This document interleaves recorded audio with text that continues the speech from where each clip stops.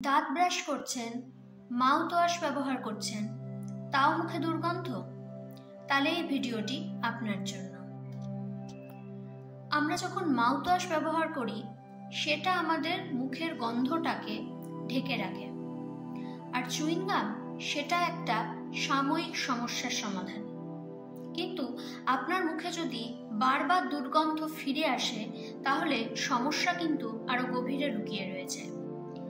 তাহলে মুখে দুর্গন্ধ হওয়ার কি এমন কারণ থাকতে পারে যেটা টুথব্রাশ বা মাউথওয়াশ ব্যবহার করেও যাচ্ছে না? মুখে দুর্গন্ধের সবচেয়ে বড় এবং অবহেলিত কারণ আপনার জিভ। হ্যাঁ, খাবার খাওয়ার পর আমরা আমাদের জিভকে যদি সঠিকভাবে পরিষ্কার করতে না পারি তাহলে জিভের মধ্যে আটকে থাকা জমা খাবার, মৃত কোষ, এদের ওপর কাজ করে সালফার উৎপাদনকারী ব্যাকটেরিয়া মুখে দুর্গন্ধ তৈরি করে। তাহলে উপায়?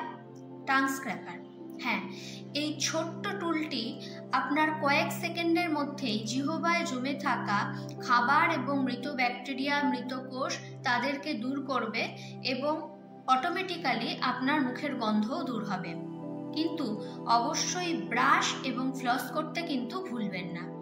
ব্রাশিং এবং ফ্লসিং এর সাথে টাং স্ক্র্যাপিং করে আপনি আপনার মুখের দুর্গন্ধকে চিরতরে বিদায় জানাতে পারেন।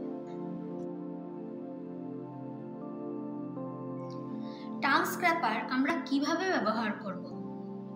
আপনার জিহ্বার পেছন থেকে সামনের দিকে ধীরে ধীরে স্ক্র্যাপ করুন, ধুয়ে নিন এবং 2-3 বার করুন।